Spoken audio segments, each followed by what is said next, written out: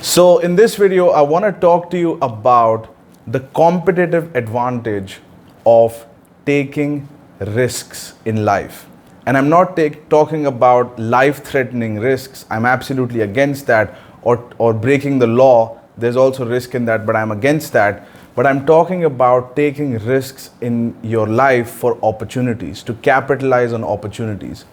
And I have been observing several wealthy individuals who have made hundreds of millions of dollars over the last 10 years, and I have been looking at their behavior, and also from my experience of doing several hundred presentations, negotiating multi-million dollar deals and bringing powerful executives who were billion-dollar CEOs on my team.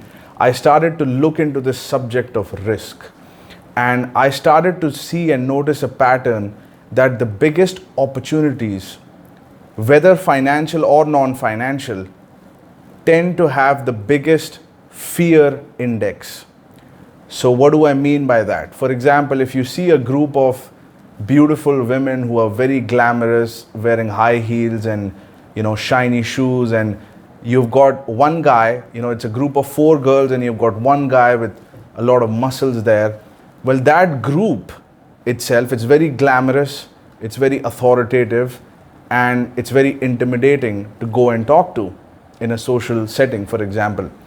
And because of this guy there, the fear index of this group has just become so big. But that particular group is also the least approached. So it's not likely, if there is a girl walking by herself and she looks pretty, there are chances where guys might want to come and talk to her. But in this particular situation, it's unlikely that a guy would try and introduce himself to this group. And because of that, that is an untapped opportunity. That is an opportunity where you've got one guy and 4 girls, and most likely only one girl is with that guy, and there are 3 girls who are most likely single. And you could just walk in, and all you got to do is befriend the guy, and you have access to potential 3 more opportunities just because of that. Well, similarly happens also in finance. And if you divide the world into employees and businesses, employment tends to have the lowest amount of risk, because you have a fixed salary. Whether you perform really well or not, you have always a fixed salary, maybe a commission based on performance, but you tend to have a fixed salary. And this is a very low risk opportunity, but it also has the lowest reward attached to it. I mean, some of the least amount of money that can be made is made being an employee. It's, typically it's a survival mentality to be an employee. You don't tend to get rich being an employee. And I'm talking more than $100 million when I talk about being rich. So it's unlikely it's going to happen in employment. So employees tend to have a very low risk profile, and they tend to be very stable, and they tend to not pursue, high fear index opportunities. But the mentality can always change, and you can switch. Whereas business, if you look at it, it has a high fear index. You maybe need a startup capital, you may need to raise capital, you may need to do a lot of presentations, you may have to go outside your comfort zone, you have to take risks, and you can lose everything potentially. So then there is business, and then within that business, there is several businesses which also tend to have risk reward ratios. And depending on your personal risk preference, you choose a business venture to get into, or you go with employment. Well, the biggest rewards are associated, generally speaking, with activities and opportunities that have a high fear and high risk index. There are more variables that can go wrong.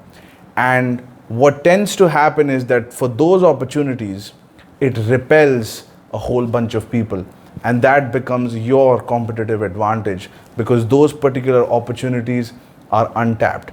And I'll give you a real life example of this. When I went to UAE, I was seeing a whole trend around real estate. You know, everybody wanted to go into real estate when it comes to business, but you know, when it comes to mergers and acquisitions, it's a little more complex phenomena. You know, many people come to UAE for employment and they go take a job, and very few people go into business. And then out of those people, few people, will use debt to acquire assets. And there are people who do that. For example, people who buy real estate using debt. And then there is this whole category of people who buy assets using debt, and they buy other companies. And I started to notice that as the risk profiles changes of a venture, more and more people start to drop away. And as the glamour index of a particular venture drops, even more people just disappear. You know, how many people do you know who are into buying healthcare companies? You know, up in your personal circle that you grew up in, you know, chances are it's most likely not the case, because that has a lot of perceived fear factor, you know. And I also noticed this when I met the CEO of a $3.5 billion deal, is that in a room where he was sitting at the head of the table, I met him in Burj Al Arab. It's a 7-star hotel. So that's already a high fear index place. You can feel intimidated in a place like that. And at the top floor, there is a Rotary meeting where the entry point to get into that meeting is, I think, $150 to $200. So, oh, what if I pay this money, I don't get anything? So there is an added fear index. Then you go inside and you have got the CEO of a $3.5 billion company, and he's the only one person there, and the rest are maybe from different areas, but he's the one who's the most scary, most intimidating. And I go and I sit, I see that there is a seat next to him that was empty. Well, that seat was high pressure, because if you sit down there, you would expose yourself in front of this man, and he would ask you, what do you do? And what are you going to say? You know, and so people were actually not sitting next to him because they feared that they would strike up a conversation and his accomplishments are going to be so big that they would feel shy, ashamed, whatever, and they would be embarrassed. So out of that reason, in my view, nobody was there, and I went and I sat there and I got that opportunity. And I started to see this. If you go into a networking event of 1,000 people, the biggest opportunity is always with the speaker speaking at that event, because that speaker has an exposure of 1,000 people, even if he spoke for 5 minutes, and a person sitting in the audience has an exposure of only a few people around them. And that tends to be the name of the game in a lot of scenario. And I started to notice that when I wanted to build the company, I noticed how many companies actually buy other companies using debt. And I saw there were less than 10 to 15 companies in the entire UAE that wanted to buy assets, that actually were building companies buying assets. And the number of assets available to buy were around 5,000 within just healthcare, not other industry. Just within the healthcare, the number was 5,000 businesses available that you can talk to buy. And you need only 10 to 20 to get rich. And I was like, what? This is my competition? 10, 15 companies? And these 10, 15 companies are not even targeting the whole market. They're only going for some few types of assets, the bigger ones. But the smaller ones are just available because people don't want to raise capital. People have an apprehension around it. They have a fear around it. So they don't get access to all of that money. And people fear giving presentations to senior execs, so they don't do it. And people in general are afraid to start a business. So as you know, in the pyramid, you keep going up to the opportunity, you may find that it's not that the competition is here. The competition is at the lowest opportunity, which is employment. That's where most of the competition exists, because that's what most people want to do. So if you look at the population, how the population is spread out over opportunities, this has the lowest fear index, and this has most amount of people, and this is the lowest opportunity also. And this is where most people want to be. And this is where they are competing. That's where all the conversations are happening. You open YouTube, or how to give an interview, this, that. But that's where most people are. So as you go higher and higher up, where the risk reward ratios are very high, you don't actually have a lot of competition. And once you start raising money and buying businesses, those companies become fewer and fewer who become your competitors. And you have so many assets you can buy. And that's the competitive advantage of, taking risks and pursuing opportunities that tend to have a high risk and high fear index. Now, obviously, there has to be a reward associated with it. There are things which are risky and have no reward, like driving fast. I don't understand, any logic behind it to put your life in danger just to take risk for the sake of the risk. No, risk and fear index is a strategy for a much higher reward. That aspect has to also be there, and you also have to know if situations go bad, how to fix it. So it's a very calculated risk, and most people still don't want to do it because, and that's why my mentor Dan Pena said, making money, is it brains or balls? And he said, if you asked me 25 years ago, I would have said 50% brains and 50% balls. And now I say 90% balls and 10% brains. Because at some point, just like that group with that tough guy, ultimately it's about walking up and introducing yourself, exposing yourself to the opportunity. And that takes balls. No amount of, brains or logic is going to get you to do it. Ultimately, you have to do it, and you have to deal with what you see, and you have to obviously take calculated risk, and you can be prepared, but ultimately you got to expose yourself. And thankfully for me, because I took those risks, I started to see that I'm acquiring more and more power. And I started to also see a pattern as I was bringing high profile executives to be my business partners. The people who said no to me had a very employee mentality. They were already in jobs, they were addicted to their salaries, and they didn't want to do anything that even had a little bit of a risk associated with it. And those people were saying no to me a lot. And as the lower level of employees were saying no to me a lot, I was like, if this guy is saying no to me, if I approach a top executive, he would obviously say no to me. But conversely, when I reached out to someone who was in extreme powerful positions, they didn't get there without taking risks. They got there by taking risks. So they have actually conditioned themselves to take risks and take a chance. And some of the opportunities don't work out, and some of them work out really big. So they had a bigger risk appetite. And I tend to see that the more senior I went in executives, the bigger, the more intimidating, the more scarier the person looked. I talked to them and they said yes, and they asked me the least amount of questions. Because questions come from fear. And the lower level employees, when I would go to structure a business partnership with them, they would ask hundreds of questions and they would want multiple meetings, and still they would say no. It's because they're too scared.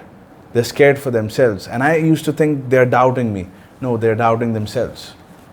And I remember I had the shortest meeting with the CEO of $3.5 billion.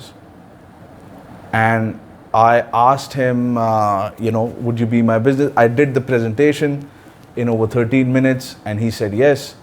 And I said, so are you in? And he said, yes. I mean, I had thought about saying yes before I even came to the meeting. Based on the first meeting we had, first introduction, I was pretty much sold on the idea that you had presented, and this was just a confirmatory meeting. So he had taken a decision without getting into too many, because he knows that he can figure those out and we can talk about it, but he took a decision fast because he understood the opportunity fast also, and he had seen a company going from nothing to $1 billion. So he had seen success, and he knows that powerful positions, to acquire them, there is always risk involved, and there is also big reward involved. So that's the lesson today, is to notice the fear index and going towards the fear, not away from it. And as a part of our daily conditioning, Dan Pena, my mentor, who I attended the seminar with, there was a thing in the weekly report where you had to write down what you did that scared you. And you have to condition yourself to do that over and over again. I wasn't comfortable walking into a $25 million healthcare group one time, and I wasn't comfortable, dealing with private equity firms. I wasn't comfortable entering into a $1 billion law firm and introducing myself and presenting my business case. And I wasn't comfortable talking to a banker that had financed a $300 million deal. And I wasn't comfortable negotiating with a $1 billion healthcare group. And the bigger the deal sizes went, the least amount of competition I saw. And it's the weirdest thing. It won't make any sense until you actually experience it and notice it, that these big deals, and big conversation around big numbers, tend to have very high fear index, and people don't pursue them because their personal environment is going to make fun of them. All right, so that's one fear of embarrassment, right? To even utter $10 million is a crime in some of the environments. How can you be so delusional? You're going to make $10 million, you're going to make $50 million, you're delusional. So first you have to go through that. Then in the corporate world, when you present it, you get ridiculed there also by some people. And then some accept you, some don't. And then as you go up and up and up and up, the whole environment changes. And you realize 10 million is actually a small ticket, 40 million is a small ticket, and there is much bigger opportunities, and your whole environment was wrong about their assessment, because all of them are competing for $5,000 opportunity, and the bigger opportunities, the competition becomes lesser and lesser. Even if I notice this in a bank, if you see most of the loans that are being applied for, the biggest division with most amount of employees are loans. In a bank, the biggest division is the division that deals with maybe personal loans or small business loans, is because that's where too many people are applying for a loan. But you talk about asking for $100 million, those group of people, it's just a handful of people. The top divisions of the bank, the boutique divisions of the bank, tend to have a fewer group. The most senior amount of, the senior type of people are there.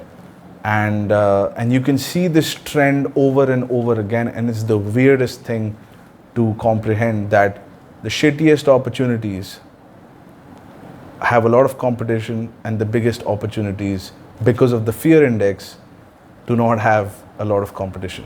So that's the lesson, the competitive advantage of taking risks. I'll talk to you soon.